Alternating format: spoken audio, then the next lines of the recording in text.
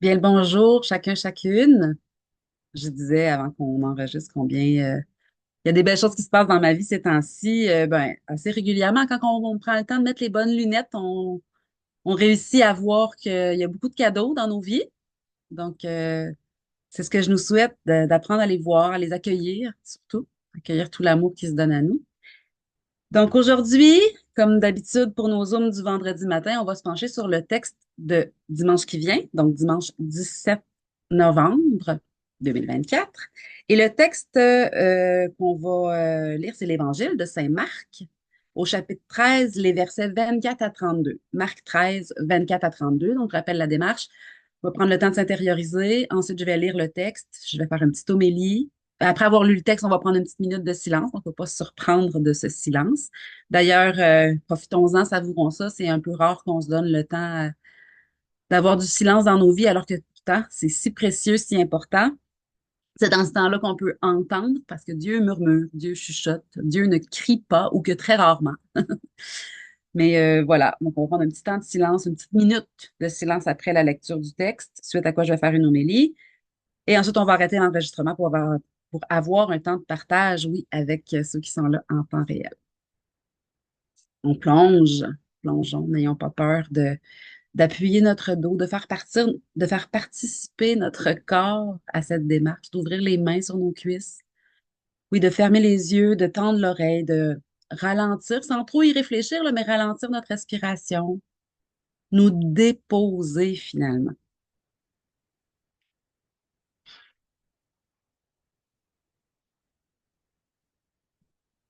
Au nom du Père, du Fils et du Saint-Esprit. Amen.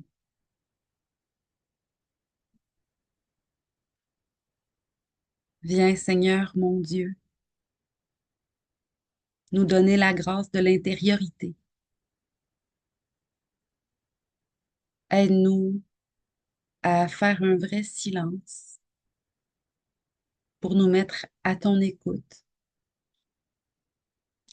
Toi qui as encore tant à nous dire, à nous offrir.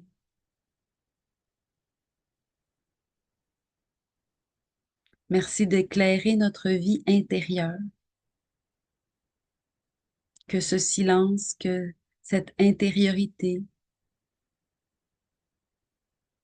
ne soit pas solitude ténébreuse, mais bien lumière d'authenticité en nous, connexion avec notre être profond.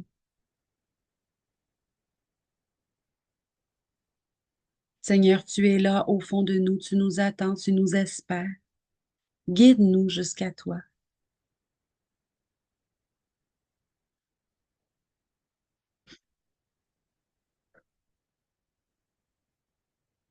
Donne-nous l'intelligence des Écritures.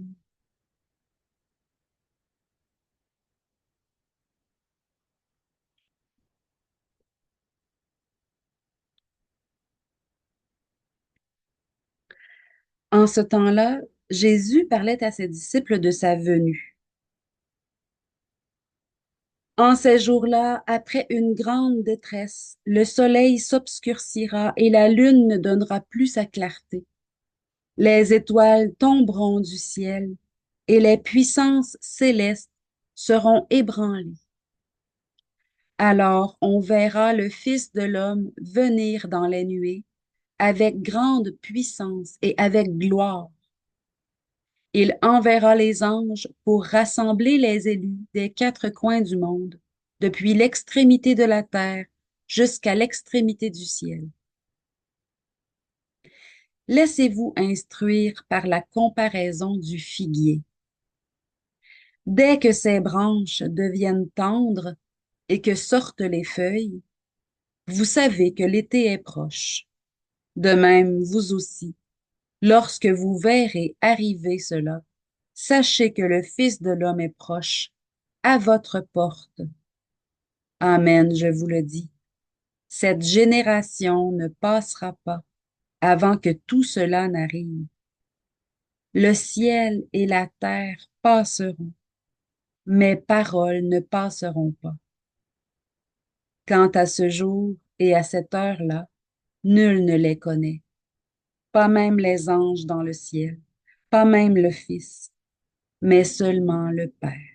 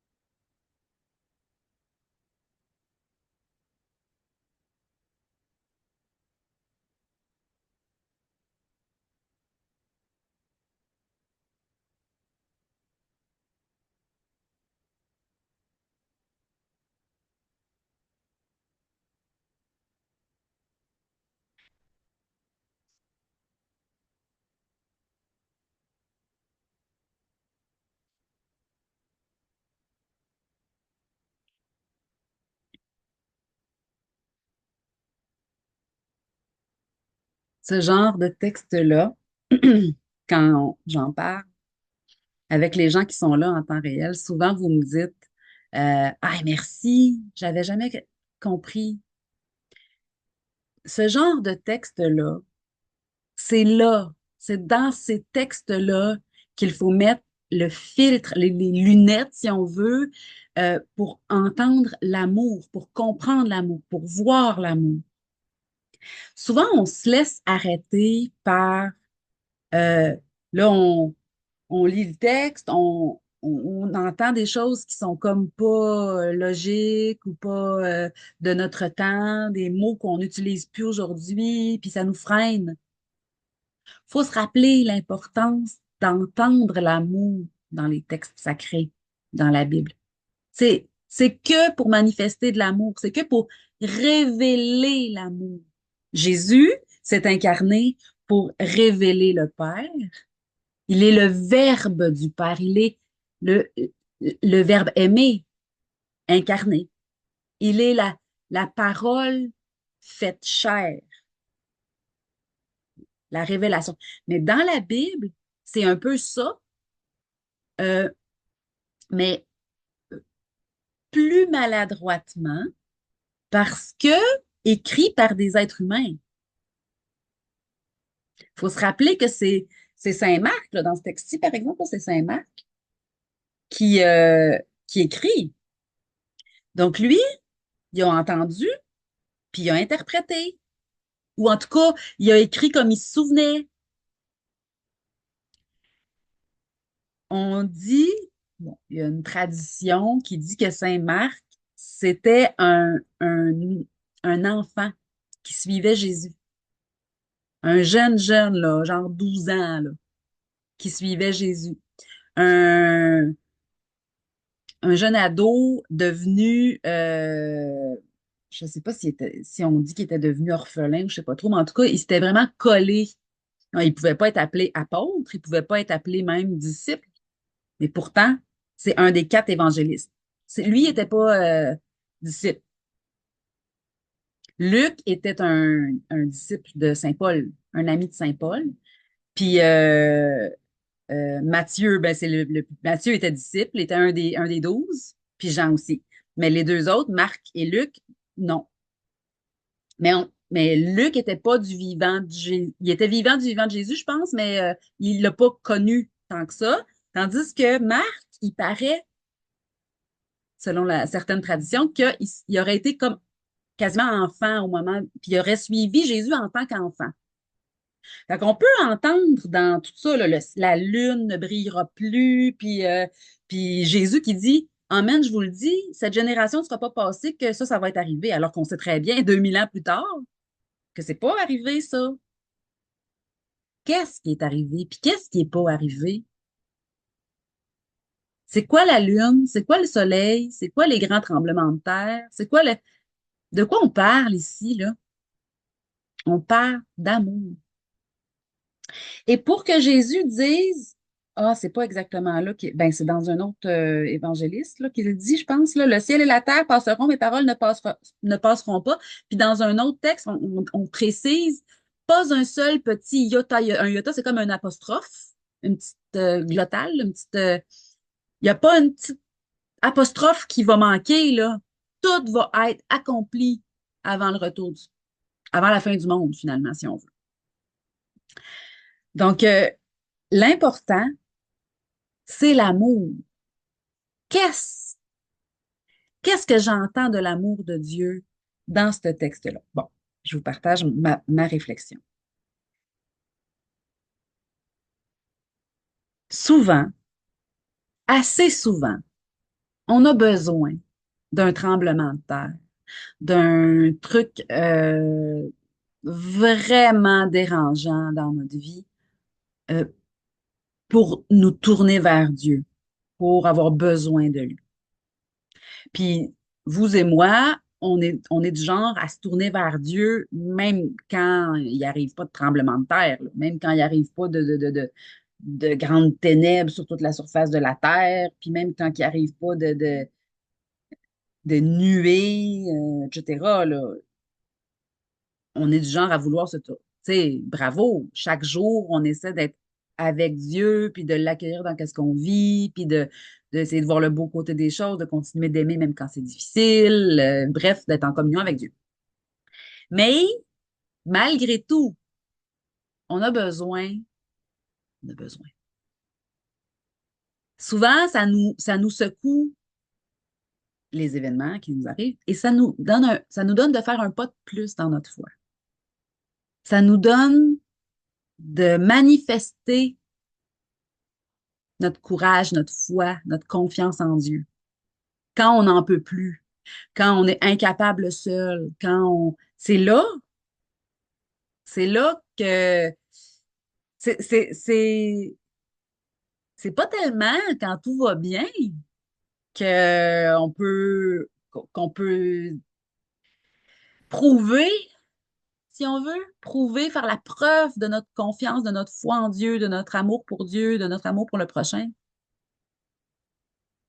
La plus grande manifestation de l'amour de Dieu, c'est quand il est mort pour nous alors que nous étions encore pécheurs, comme dirait Saint Paul. La plus grande preuve de son amour, Christ est mort pour nous alors que nous étions encore pécheurs. C'est quand l'amour non mérité se donne quand même que l'amour est le plus intense et le plus, c'est du concentré, là. C'est pas dilué, là. C'est du, hein? Comme une cuillerée de sirop quand on a mal à la gorge, puis que ça goûte fort, puis ça nous guérit, ben c'est ça.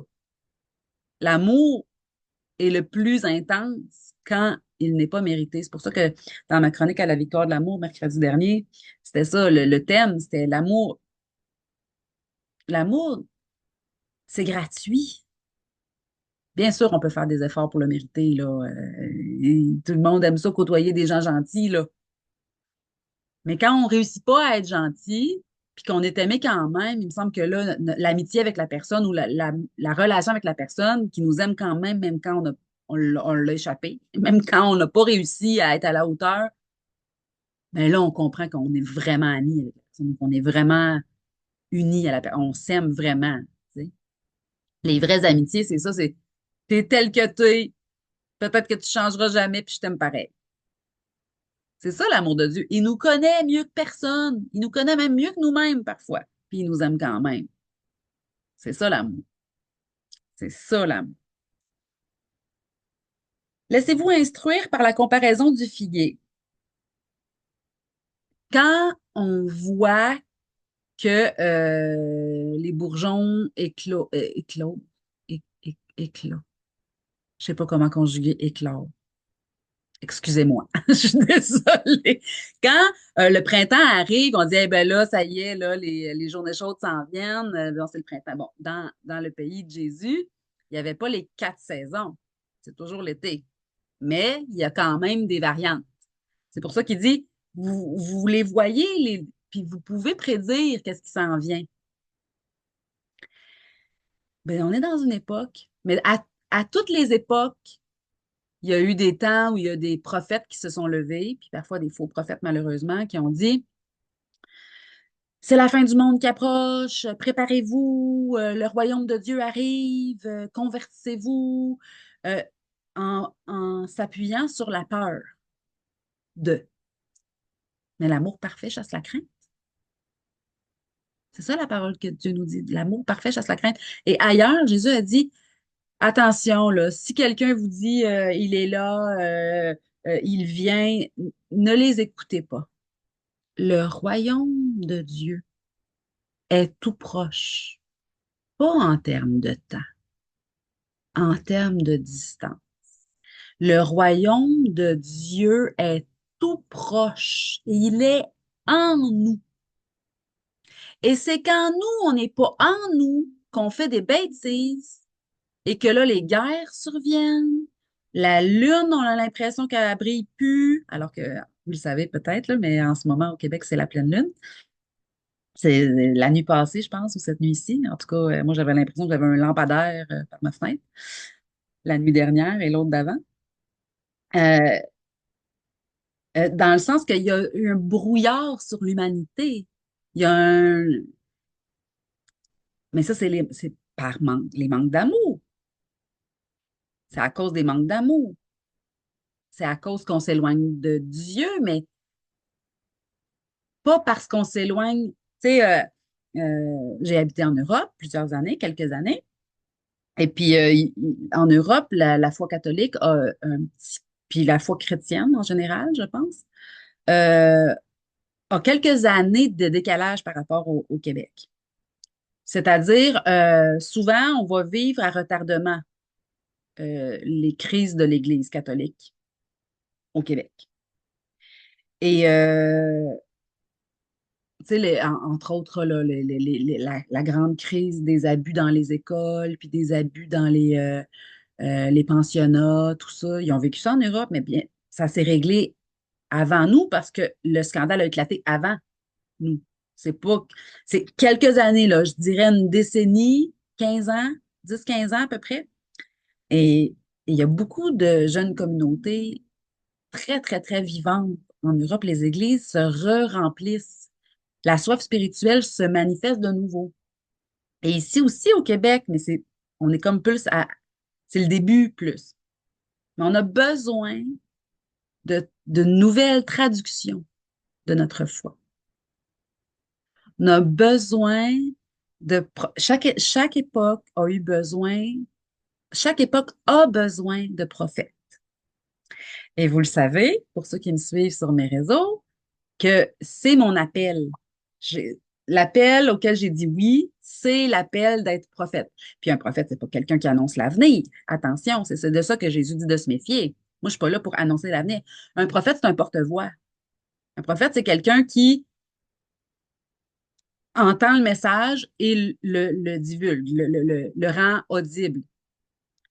Et dernièrement, et ça fait partie des petits miracles qui se sont produits, parce qu'il y en a eu plusieurs, des miracles cette semaine dans ma vie, des moments où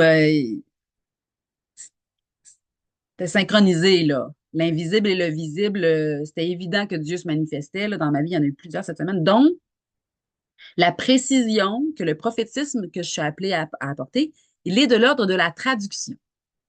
J'ai toujours beaucoup, beaucoup, beaucoup aimé les mots, l'étymologie, la racine, l'origine des mots. Puis pas juste en français, là. Je m'intéresse dans la Bible à l'origine grecque ou à l'origine hébraïque des mots pour bien comprendre d'où vient le mot, ben c'est agréable. Moi, j'aime ça, c'est un plaisir d'aller trouver l'origine. Ça fait waouh, c'est ça que tu as voulu dire. Parce que Jésus ne parlait pas français. Les mots qu'il utilisait, c'était pas les mots francophones, français, c'était pas latin, c'était c'était l'hébreu, l'araméen même, c'est la langue araméenne. Bref. Euh, et c'est ça, traduire la parole de Dieu, la Bible, traduire euh, l'intention, la volonté de Dieu dans les mots que les humains ont écrits. Et c'est évident pour moi c'est comme si ça m'était imposé. C'est comme dans un tournoi d'improvisation.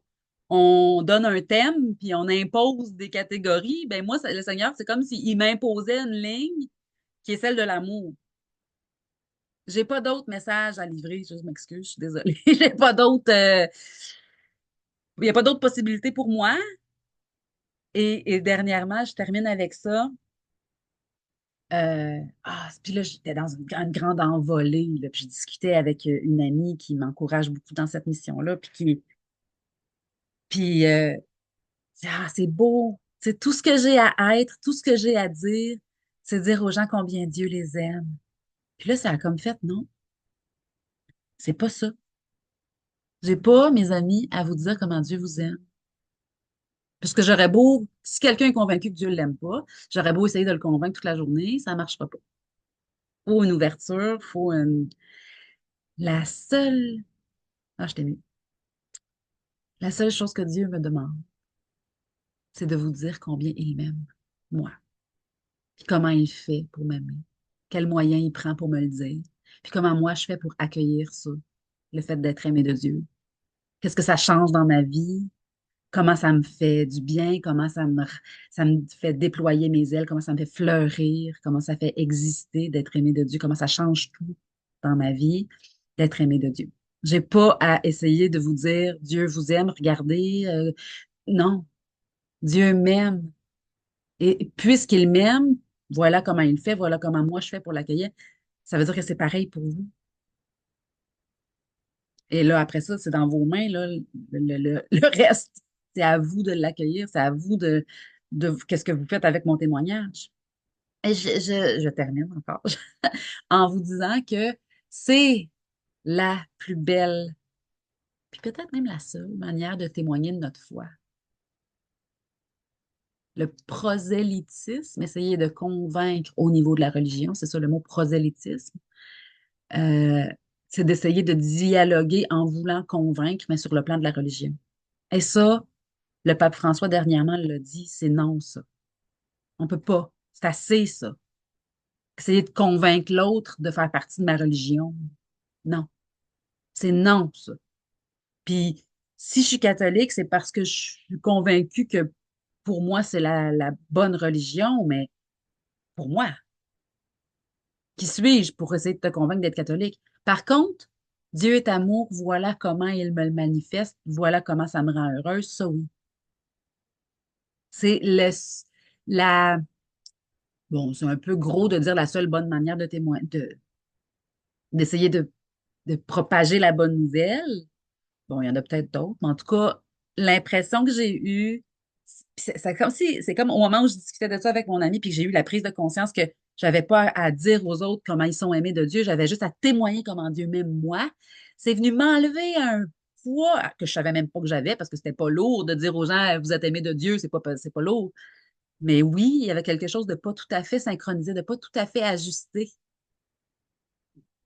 Ça a jeté une lumière sur ma vie, sur le sens de ma vie.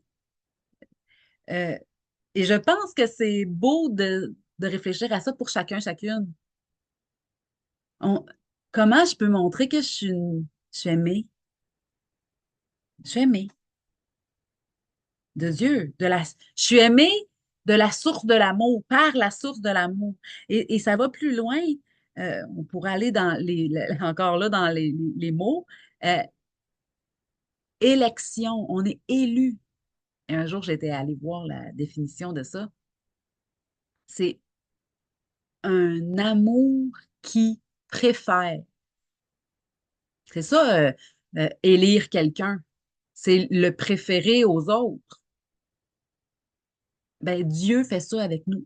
Il nous a élus en lui dès avant la fondation du monde pour être saints et inébranlables sous son regard, dans l'amour.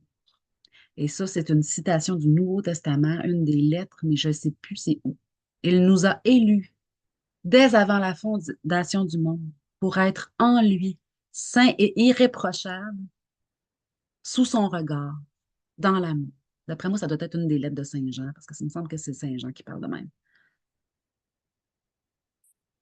Il nous a élus pour être en lui, dès avant la fondation du monde, sous son regard dans l'amour pour l'éternité. Je pense que ça va bien finir pour aujourd'hui. Seigneur, donne-nous d'habiter sous ton regard, dans ta bénédiction, dans ton amour, que par notre humble participation au témoignage, parce qu'on accueille ton amour puis qu'on en rayonne, que notre monde aille un peu mieux. Grâce à toi, grâce à toi, Seigneur, bénis-nous, remplis-nous, comble-nous, montre-toi à nous, manifeste-toi dans nos vies, que nous ayons un témoignage à porter. Dieu est bon, voilà ce qu'il a fait pour moi. Que nous puissions porter ta présence, ta lumière, ta vérité, ton amour, ta tendresse, ta bienveillance. Que nous devenions bénédiction pour notre monde, parce que nous habitons sous ton regard. Bénis notre monde, mon Dieu. Viens au secours de notre faiblesse.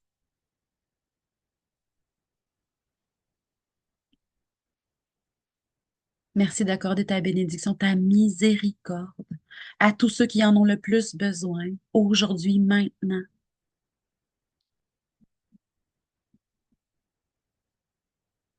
Fais de nous des porteurs de ton amour.